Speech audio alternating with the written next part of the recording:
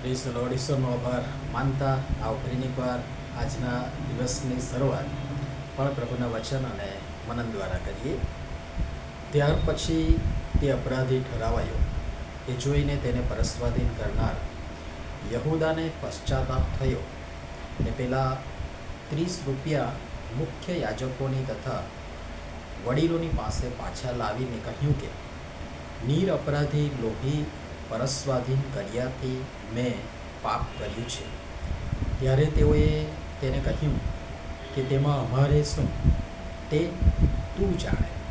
માથે લખેલી સુવાર્તા 27મો અધ્યાય 3 અને 4 કલમ, પરંતુ 1 થી 10 સુધી વાંચશો. આજનો વિચાર. ખ્રિસ્તમાં અતિ પ્રિયવાલા મિત્રો, પ્રભુ ઈસુ ખ્રિસ્તના શાંતિ અને જીવનદાયક નામમાં આપ સર્વને સવારની પ્રેમી સલામ. યહૂદા ઇસ્કારિયોત 12માંનો એક ઈસુને પરસ્વાધીન કર્યા ને હવે જ્યારે છેક પ્રભુ ઈસુ ખ્રિસ્તને છેક મારી નાખવા સુધીની પૂરેપૂરી તૈયારી અથવા તો તૈયારીઓ થઈ ચૂકી છે અને એવા સમયમાં યાજકોએ તથા વડીલોએ તથા લોકોના જે ઉપરીઓ છે, આગેવાનો છે, અથવા તો તમામ લોકોએ પહેલેથી જ એ માટે મન જે બનાવી લીધું હતું અથવા તો બનાવી લીધું હતું, ત્યારે છેક છેલ્લે તેને ભાન થયું ને એ ભાન જ્યારે થયું ત્યારે એને થયું હશે કે અરે આ તો બંધાઈ ગયું અથવા તો વફાઈ ગયું, કંઈક ખોટું થયું ને તેને પણ આખરી ઘડીએ જેમ પિતરને પણ છેક છેલ્લી ઘડીએ પશ્ચાતાપ થયો, આને પણ થયો અને સાથે સાથે એ પણ રડ્યો.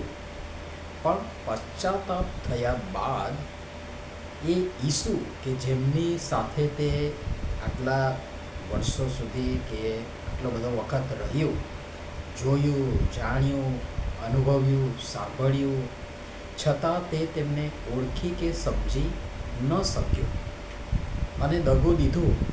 તે ઈસુની પાસે પાછા જવાનું હતું, તેમની આગળ પશ્ચાતાપી હૃદય ઠાલવવાનું હતું અને એ કરુણાના સાગર, એ માફીના એકમાત્ર સ્ત્રોત, તેને માફ પણ કરી દેતી.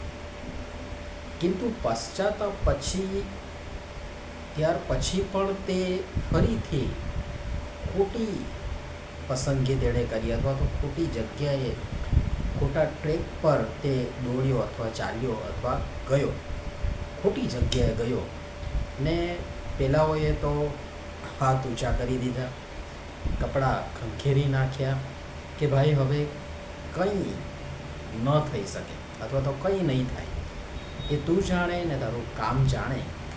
અને ત્યાર પછી પણ કદાચ તક હતી, આ બધું થઈ ગયા પછી પણ તક હતી ઈશ્વરની પાસે જવાની, પણ તેણે ત્યાં જ એ પૈસા પેલા લોકોની આગળ જ ફેંકી દીધા અને જઈને પછી ગળે ફાંસો ખાઈ અને મરી ગઈ.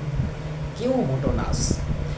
પ્રેરિતોના કૃત્યોનો લેખક એ ઘટનાની વધુ નોંધ કરતા અથવા તો વધુ વિગત આપતા લખે છે. પ્રેરિતોના કૃત્યો 1 અધ્યાય 18મી કલમ તમે જોશો તો ત્યાં લખ્યું છે, હવે એ માણસે પોતાની દુષ્ટતાના બદલામાં મળેલા દ્રવ્યથી એક ખેતર વેચાતું લીધું અને ઊંધો પડીને તે વચમાંથી ફાટી ગયો ને તેના બધા આંતરડા બહાર નીકળી ગયા.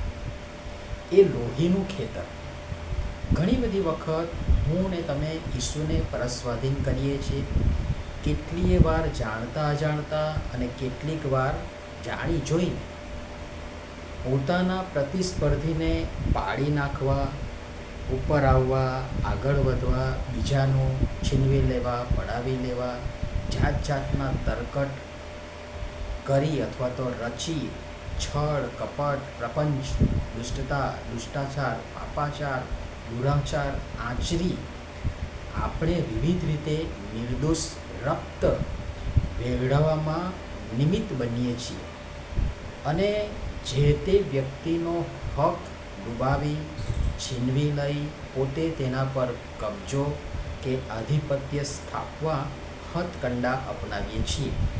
અને એમ કરતાં જે માન, સ્થાન, સન્માન, હોદ્દો, પદ મળે એ આ લોહીના ખેતરથી કમ હરગીઝ નથી. મતલબ કે એ લોહીના ખેતર સમાન જ છે. બહુ જ ભયંકર, ઊંડી, ગહન અને મોટી વાત મેં કહી દીધી છે. સમજાય તો અભિનંદન, ને ન સમજાય તો સમજવા પ્રયાસ કરજો. અને એવા ઉપજાવી કાઢેલા અથવા તો ઉપજાવેલા લોહીના ખેતર સમાન શારીરિક, ભૌતિક, આત્મિક વાનાઓને શોધી કાઢવા અને વળી દૂર કરવા પ્રભુ આ સમયે આપણ સર્વની સહાય તથા મદદ કરો. ગહન છે, સમજવા પ્રયાસ કરજો. પ્રભુ કૃપા આપણ સર્વને આપે. આવો નમીએ પ્રાર્થના કરીએ. પ્રેમાળ પિતા, યહૂદાનો એ જાત અનુભવ હોવા છતાં, એ પ્રત્યક્ષદર્શી હોવા છતાં તે ઈસુને ઓળખી ન શક્યો ને ઓળખ થઈ ત્યારે સીધા ઈસુની પાસે જવાને બદલે પાછો ખોટી દિશામાં ખોટા લોકો પાસે ગયો ને તેનો મોટો નાશ થયો. અમે એનાથી એ ભારે મોટા કામ કરી વસાવેલા વિવિધ પ્રકારના લોહીના ખેતરો ને તેના પરિણામો જોવા અને સમજવા કૃપા કરી અમારી સૌની તમે સહાય તથા મદદ કરો. પ્રભુ ઈસુના નામમાં આમેન. ધન્યવાદ.